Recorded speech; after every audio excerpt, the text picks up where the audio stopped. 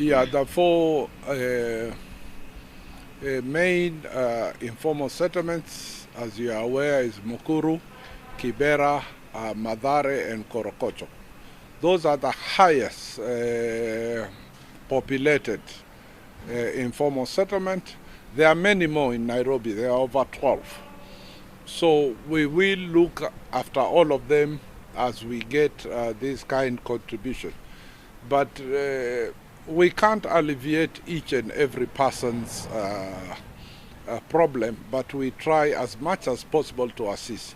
So this will be divided into four, and it will go to the four main informal settlements. In Nairobi, COVID-19 cases are surging each and every day. What is NMS doing maybe to contain the situation in the city? NMS is doing a lot. First is provision of free water. We are providing 22 water bowsers that go to the disadvantaged communities and informal settlements. That we started from day one. As you are aware, during my 100 days presentation, I said that we have built 93 boreholes within disadvantaged and informal settlements, and within my next 100 days, I'll be building 100 more new boreholes that will take care of the water shortages. You know, water is the most important item in helping to prevent COVID by washing hands. We are also providing soaps and sanitizers to help assist the people in informal settlements. And again, building this hospital, the 24 new hospitals in informal settlements, will also help not only in the isolation but also in treatment. Maybe to ask with regards to this particular consignment here, which criteria are you using to distribute it to the specified areas, or is it first come, first serve? No. Remember that the government has got proper machinery in terms of administration. So we have the RC in Nairobi, and beneath him there are DCCs, what we used to call DCs before, and DOs and chiefs. So they, especially the chiefs, they know the most vulnerable because they live within those communities. So they are the ones who will come up or draw up the list and will distribute according to their knowledge and experience. I heard you saying that you are putting some infrastructures in the Mama Lucy Hospital and about the bed, all those things. But still, the doctor union, they are lamenting that they are overstretched. Why the government is investing on facilities than in manpower that will have contained this? I don't know what is since the government has advertised, I think this in the brain, up to now nothing has been done. I don't know, how are you going to cope up with this COVID-19 which is increasing? I disagree with you when you say nothing has been done, because only as NMS we have already recruited a set of doctors, nurses and other medical specialists. If you look at the paper, we are in round 2 now, recruiting doctors, nurses and other medical profession. So we know that we are overstretched, we know that we have a shortage, but according to the budget allocation, we can also not just recruit without taking care of the remuneration, because the salaries is a problem. As you saw the other day, there are some clinical staff and nurses striking because of overdue payments that were promised to them by county. So we do not want to promise them something that we cannot fulfill. We want to recruit the medical personnel that within our budget we can pay. So we must be realistic. So we are recruiting them, and we'll continue recruiting. Even these 24 new facilities, you will soon see in the advert the recruitment of doctors and other medical personnel, because these are going to be newly established hospitals, and by September we would have recruited the medical staff to take care of those hospitals. Two questions.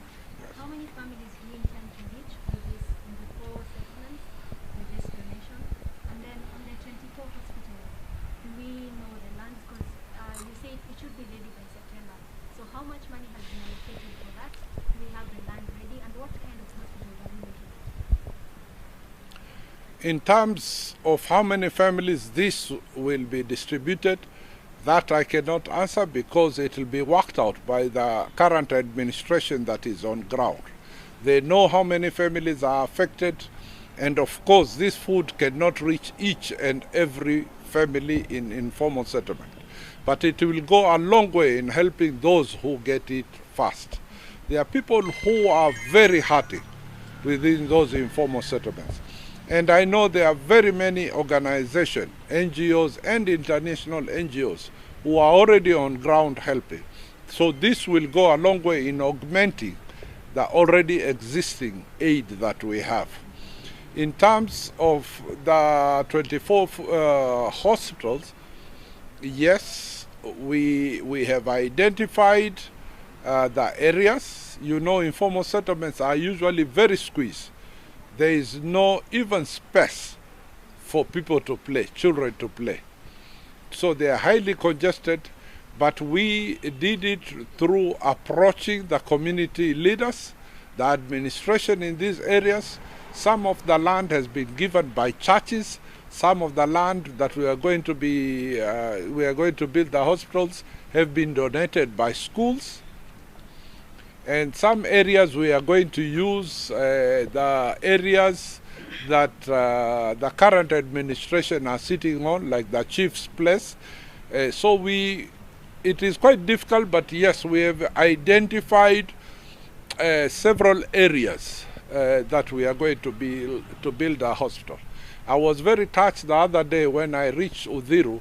A 91-year-old woman gave up her plot in order for us to build a hospital for the community. So yes, we are getting very good gestures from community who are giving up their land to ensure that these medical facilities reach the people most affected. So how much money has been allocated for this? The budget is actually going to be provided by Ministry of Health. Mine, I will take over after the facilities have been built by them. So I do not want to interfere another government organization in how they are going to construct it. All I know is the hospitals will be ready in September. One last question. Yes. Politics. Yeah. Over the control of Nairobi County between the NMS and the county government led by Sonko, do you think it is affecting your work? First of all, I'm not a politician. I'm an administrator and a KDF personnel. So I don't get engaged in politics. One of the core values of KDF is to be apolitical, not to interfere with politics. So mine is purely service delivery. So I have no problem with the governor.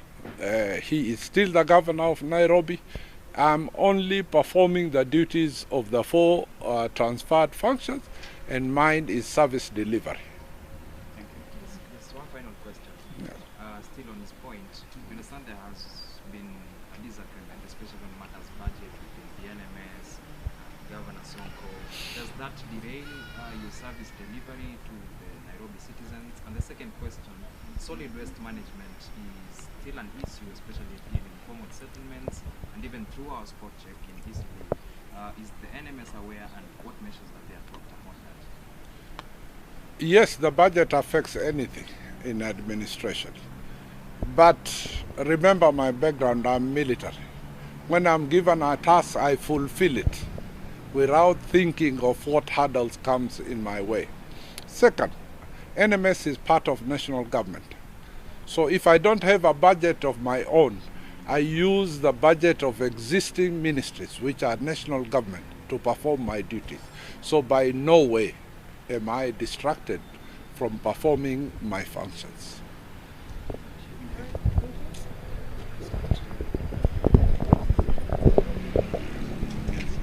Executive Chairman of Unique Group of Companies, Chairman Giants Group of Nairobi, my fellow group members, ladies and gentlemen, good morning.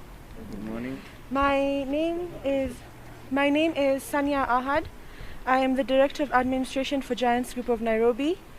I would like to thank you all for coming here and being with us today. I would like to urge all organizations to please give your hand with the government so that we can improve our lives, not only as Kenyans, but as a nation. I'd also like to encourage the youth, as I'm a youth, that we comply with the COVID-19 regulations and help our elderly also comply, because our youth is a healthy nation. Thank you. So perhaps now we can allow the Major General to podium. Good morning, ladies and gentlemen. My name is Major General Badi. I'm currently the Director General NMS. I'm very proud today to be here associated with a giant group of companies for this kind and noble gesture that they are donating foodstuff. This foodstuff will mainly go to the informal settlement and the less privileged community within our society. During this period of COVID, they are the most vulnerable and most hurt when it comes to employment, when it comes in terms of prevention of COVID, medical facilities. They are the most disadvantaged group in our society. So this will go a long way in not only helping but trying to alleviate their problems that they are facing currently, mostly in the informal settlement. We have started off this kind of gesture last month when unique group of companies donated mask sanitizers and other stuff enabled to contain the spread of COVID. So we are very grateful again.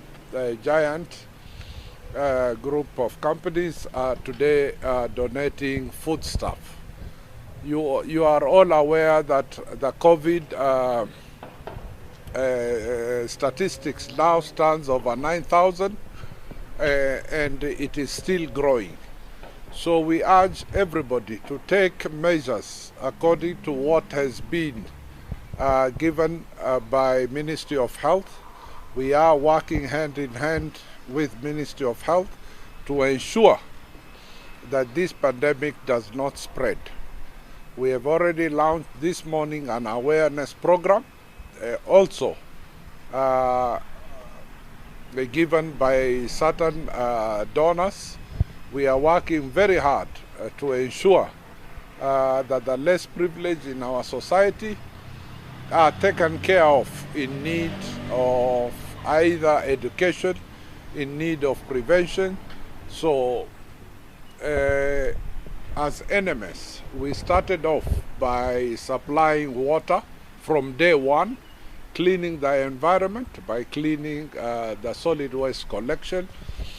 We provided sanitizers. We ensured that all the women, most of the women in informal settlement were enabled to sew masks so that they could distribute them freely to the informal settlements who cannot afford the masks.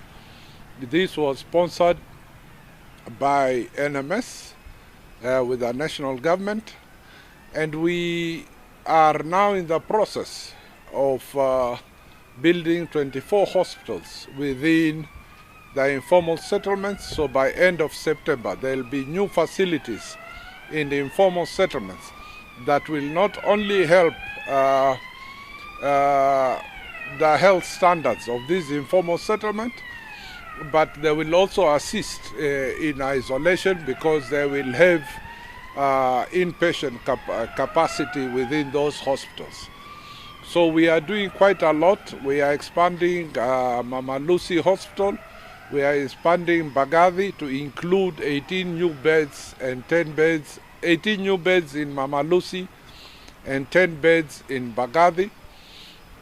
We are increasing the isolation facilities within Nairobi, both for the staff of national government, staff of the county government, and Kenyans in general.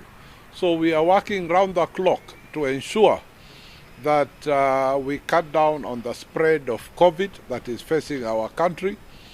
The other problem, as you are aware, business has really gone down because of this disease. So there are a lot of affected families. So this kind gesture we are getting today from Giants Group will go a long way to help the disadvantaged families to sustain their lives. And we would like to thank very much the Giant Group of companies for what they have done to us today. And this, I assure you, will go to at least 4 the informal settlements to be divided into 4 groups so that we can able to reach those families as fast as today or tomorrow. The wheelchairs, I'm very grateful as I'm undertaking the project in Mukuru. You know, it is volunteering to give up space so we can build the road network within Mukuru. Some of those who gave up their houses in order for the roads to be